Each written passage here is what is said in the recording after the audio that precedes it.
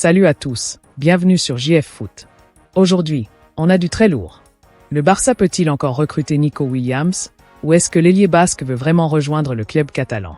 Quel avenir pour Frenkie de Jong, ciblé par un club anglais?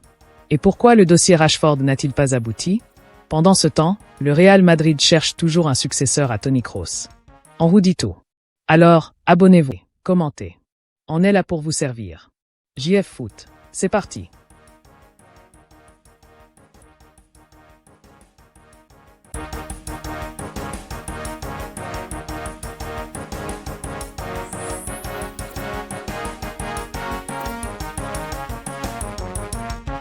Nico Williams a choisi sa prochaine destination. Nico Williams, l'ailier espagnol pourrait quitter Bilbao pour découvrir la Premier League. Nico Williams, ailier de 22 ans, a marqué les esprits en jouant un rôle déterminant dans la victoire de l'Espagne à l'Euro 2024. Actuellement sous contrat avec l'Athletic Club de Bilbao, il avait choisi de prolonger son aventure basque malgré une forte pression du FC Barcelone l'été dernier. Cependant, les circonstances semblent avoir changé. Une envie d'exploration? La Premier League en ligne de mire. D'après les informations de The Athletic, l'avenir de Williams à Bilbao semble de plus en plus incertain. Le joueur serait séduit par l'idée de découvrir la Premier League. Le championnat anglais est réputé pour son intensité et ses nombreuses opportunités pour les jeunes talents. Une lutte acharnée entre Liverpool, Arsenal, Tottenham et Chelsea. Plusieurs géants anglais sont déjà positionnés pour tenter d'attirer Williams. Liverpool, Arsenal, Tottenham et Chelsea ont tous exprimé un intérêt concret. Chaque club possède ses arguments. Si Nico Williams opte pour un départ en Angleterre, il devra soigneusement évaluer les projets sportifs proposés par ces clubs prestigieux. Sa capacité à percer dans un championnat aussi exigeant dépendra non seulement de son talent, mais aussi du soutien et des conditions de jeu offerts par son futur club. Le possible départ de Williams représenterait une perte significative pour l'Athletic Club. Ce dernier devra se préparer à combler l'absence de l'un de ses meilleurs joueurs. Nico Williams est à la croisée des chemins. Alors que l'intérêt des plus grands clubs anglais ne cesse de croître, une nouvelle page pourrait bientôt s'écrire pour l'international espagnol. Le mercato à venir s'annonce captivant, avec un suspense qui pourrait durer jusqu'à la dernière minute. Autre dossier brûlant, Liverpool envisage de recruter un milieu de terrain barcelonais cet été. Voici les détails de cette potentielle opération. Le mercato hivernal à peine terminé, Liverpool explore déjà activement des options pour renforcer son effectif cet été. Frenkie de Jong, milieu de terrain néerlandais de 27 ans évoluant au FC Barcelone, figure en tête de liste. Une opportunité de marché favorable. Le joueur néerlandais est arrivé au FC Barcelone en 2019 en provenance d'Ajax Amsterdam. D'après Cocked Offside, Barcelone pourrait envisager de vendre Frenkie de Jong pour une somme avoisinant les 35 millions d'euros. Une opportunité financière attractive pour les Reds, compte tenu de la qualité et de l'expérience du joueur. Lors de la saison en cours, Frenkie de Jong a disputé 21 rencontres toutes compétitions confondues. Il a inscrit 2 buts et délivré une passe décisive. Sous contrat avec le Barça jusqu'en 2026, son départ serait une décision stratégique du club espagnol.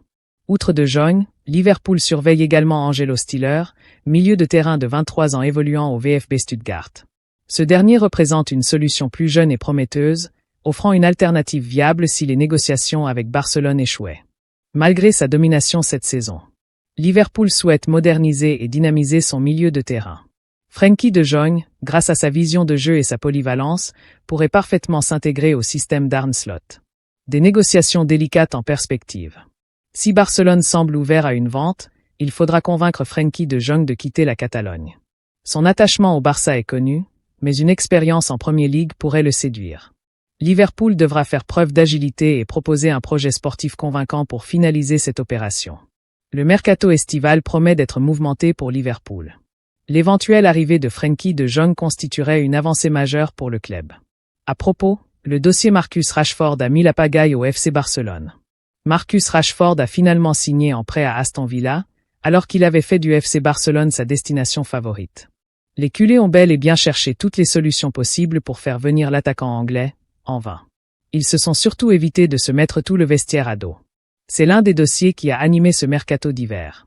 En décembre déjà, Marcus Rashford réclamait son départ de Manchester United, lassé par son statut de remplaçant et de joueur en mauvaise odeur de sainteté dans son club formateur. Ruben Amorim avait signifié publiquement qu'il ne compterait pas sur lui, ou alors de manière sporadique. Partir, mais pour aller où? Le salaire de l'Anglais de 18 millions d'euros par saison a longtemps été un obstacle pour ses courtisans, le Barça et la Juventus en tête. Après moult rebondissements, c'est finalement du côté d'Aston Villa que l'attaquant de 26 ans a été prêté jusqu'à la fin de la saison. Je devais choisir un endroit où mon style de jeu pourrait s'épanouir, où je pourrais aider l'équipe et me redécouvrir en tant que joueur, a affirmé l'intéressé pour justifier son choix. Il aurait pourtant préféré le soleil de Catalogne plutôt que la grisaille de Birmingham. L'intérêt était réciproque avec le FC Barcelone. Pendant longtemps, les Blaugrana ont tenté de l'attirer mais ils ne pouvaient pas assurer le salaire sans risquer une sanction de la Liga en raison du fair-play financier. Ou alors, il aurait fallu alléger la masse salariale en faisant partir un ou plusieurs éléments aux émoluments élevés. Le vestiaire ne voulait pas de Rashford. C'est sans doute mieux comme ça en croire les dernières révélations du podcast de Catalunya Radio, Barça Reserva. D'après le média, le cas Rashford a causé pas mal de maux de tête en interne au Barça. Si la direction sportive a réfléchi à toutes les possibilités pour faire l'international anglais, 60 sélections, 17 buts, le vestiaire était radicalement contre sa venue. Beaucoup de cadres y voyaient un manque de considération de la part du club, en pleine période de prolongation de contrat, et d'une masse salariale à surveiller. Certains ont même craint que les nouveaux contrats soient mis en attente afin de pouvoir signer la recrue tant espérée. On parle ici de joueurs très importants du vestiaire comme Ronald Araujo mais aussi Pedri et Gavi, lesquels ont bel et bien fini par prolonger ces derniers jours. Il était temps car les négociations avaient démarré il y a déjà des mois de cela.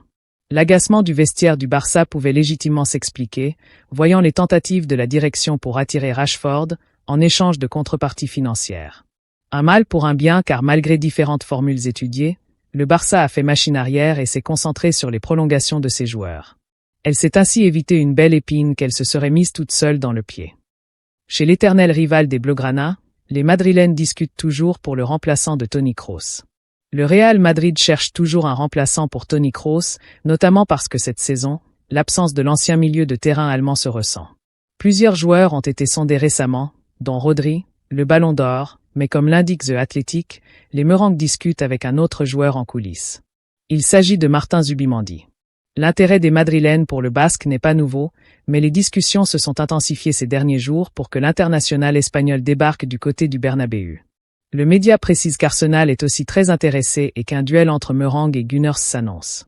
Vous savez que le FC Barcelone a reçu une offre pour son défenseur danois Andreas Christensen? Malheureusement ou heureusement cette offre, finalement, n'a pas abouti. Cette saison, le défenseur Andreas Christensen a été très peu employé par Hansi Flick, n'ayant disputé qu'une demi-heure en raison de blessures.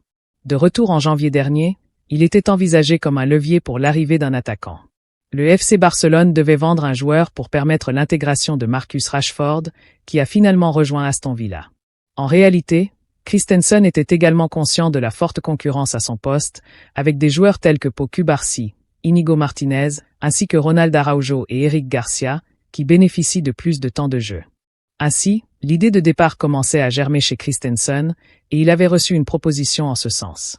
Une offre de la Bundesliga. Selon les informations de la Possession de Sport, le FC Barcelone aurait reçu une offre d'un club allemand de la Bundesliga, dont le nom et le montant n'a pas été révélés. Ce club souhaitait faire signer Christensen pour renforcer son équipe lors du mercato hivernal précédent.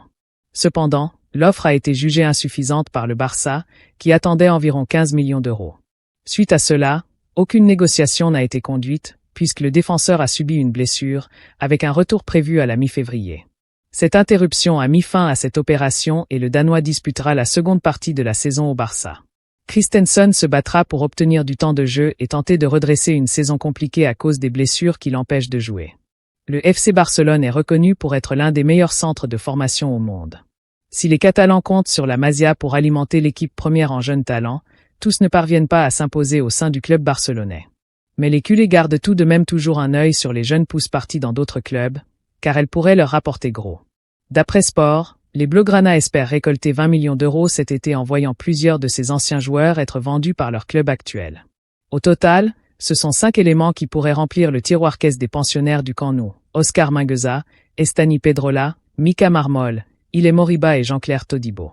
Ces 5 joueurs, formés à la Masia ou passés par la Catalogne, rapporteraient près de 20 millions d'euros au club de Joan Laporta en cas de vente l'été prochain.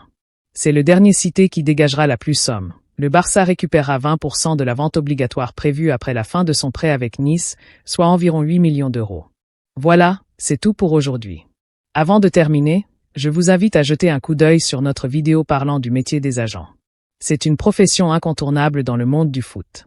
On parle des joueurs, des entraîneurs et des présidents des clubs, mais on ne met pas trop l'accent sur les agents. Or, ils influencent beaucoup ce domaine. Je vous invite à en jeter un coup d'œil, le lien est dans la description. Promis, vous ne serez pas dessus. De notre côté, on se donne rendez-vous pour une prochaine édition. N'oubliez pas de vous abonner et de liker si le contenu vous a plu. C'était JF Foot.